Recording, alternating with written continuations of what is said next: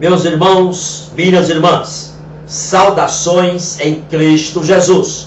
Eu quero falar nesse instante sobre o tema Deus fará os nossos pés como os da corça. Abacuque 3,19 diz a Bíblia: o Senhor é a minha força e faz os meus pés como os da corça. Faz-me andar em lugares elevados.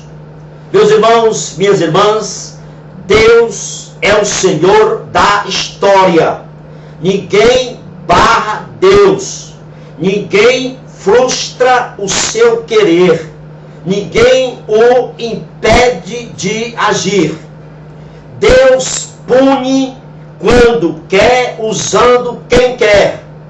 E mais, não é apenas o tempo de Deus que é diferente do nosso tempo. Os instrumentos de Deus são também diferentes dos nossos instrumentos.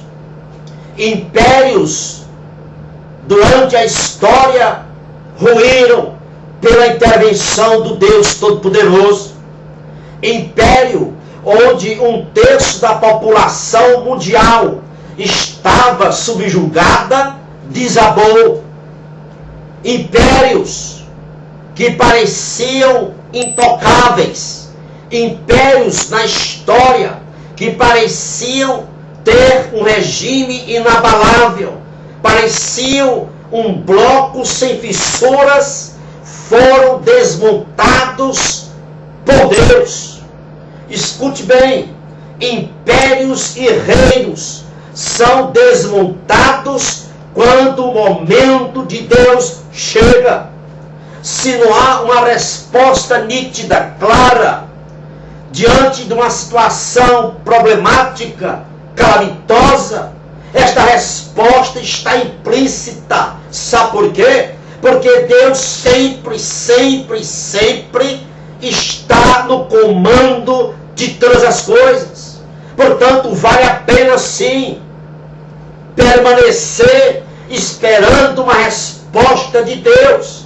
Ela pode demorar e vir de maneira diferente como nós esperamos, mas ela vai chegar, ela vem. Escute bem esta verdade que eu vou lhe dizer. Enquanto Deus permanece calado, enquanto Deus está em silêncio, Ele está engendrando algo grandioso. Deus se mantém calado antes de um feito grandioso. Deus se mantém calado para pregoar a sua soberania na vida das pessoas, na história. Lembre-se de Jó, o sofrimento de Jó. Deus apregoou a sua soberania sobre a vida de Jó. Tudo está, meus irmãos, sob o olhar de Deus. Nada se furta aos olhos do Senhor. Todas as coisas estão debaixo de suas poderosas mãos.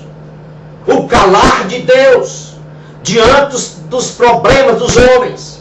O calar de Deus diante de uma situação terrível, calamitosa, não quer dizer que Deus seja apático, indiferente, ou que Ele não tem como lidar com essa situação. Não. O que é que existia antes de Deus falar? O que é que havia antes de Deus falar? Havia o silêncio de Deus, o calar de Deus. Quando Deus fala, acontece. Deus disse: haja luz, e houve luz. Meus irmãos, escute bem, o calar de Deus é um prelúdio para uma ação grandiosa dele na sua vida, na minha vida, na vida da igreja. Atente para os 400 anos de silêncio de Deus, no período intertestamentário sem profeta. Deus estava em silêncio por 400 anos. Mas isto não significava sua apatia, ou que ele havia abandonado o seu povo, não. Deus estava engendrando algo grandioso para a história.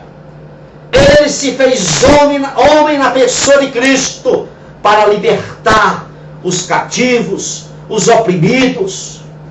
Por isso, nós precisamos abrir os nossos corações diante de Deus e confessar as nossas perplexidades e inquietudes, ainda que Ele esteja em silêncio. Você sabe qual é a diferença entre o que serve a Deus e o que não serve a Deus, entre o crente e o incrédulo? É porque o crente viverá da fé.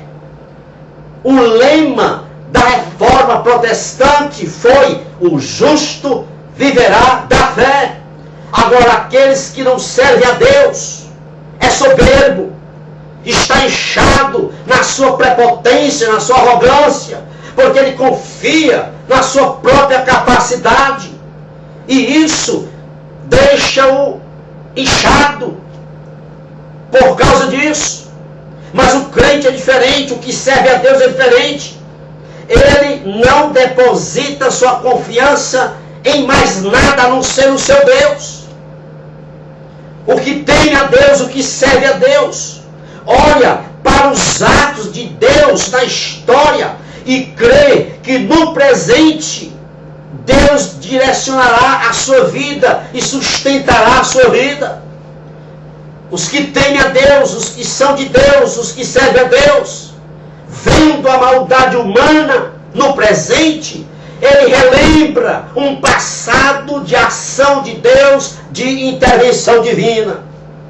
O que serve a Deus, mesmo vendo dias negros, ele crê que Deus lhe dará o porte da coça que lhe fará andar nas alturas.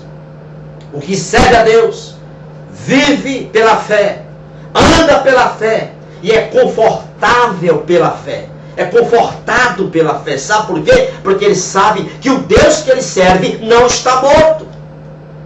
Não é um Deus apático, indiferente, não. Essa é a grande diferença entre o crente e o incrédulo, entre o que serve a Deus e o que não serve a Deus. Deus espera fé na vida de seu povo. Deus espera fé na nossa vida. Agora escute, fé não é um ato cognitivo. Fé não é pensamento positivo. Fé não é suicídio intelectual, nem nos tornará uma ameba. O que é fé? Fé é o abandono da confiança em recursos humanos. Isso é fé. Fé é o abandono da confiança em si próprio, na sua capacidade própria.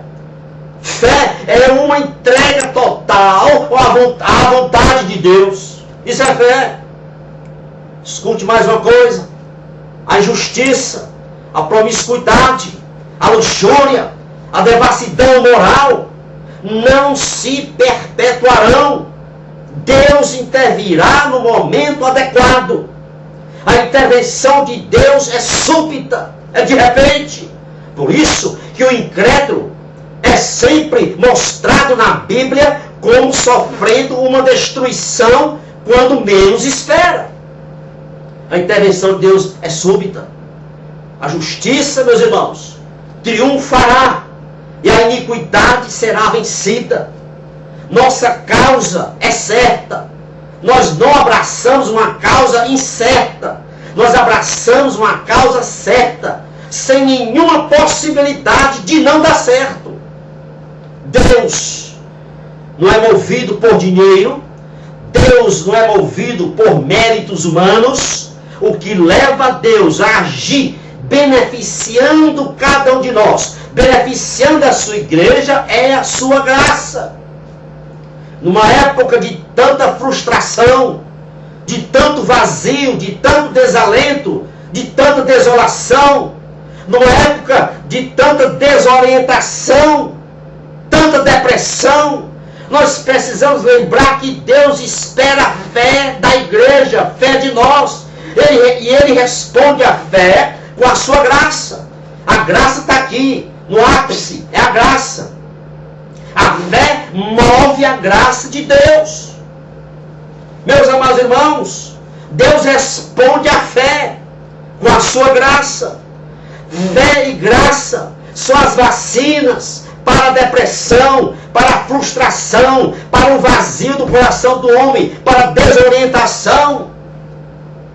Deus é a nossa grande segurança e garantia. Agora lembre-se, acima das nossas limitações paira a graça de Deus.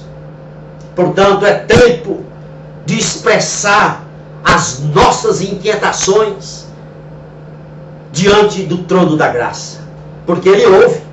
Deus sabe ouvir. Ele é santo, Ele é poderoso, Ele é Senhor, e Ele fará os nossos pés como os da corça, e nos fará andar em lugares elevados, mesmo em dias negros. Louvado seja Deus.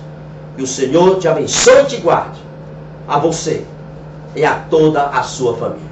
É o meu desejo. Louvado seja Deus. Amém e amém.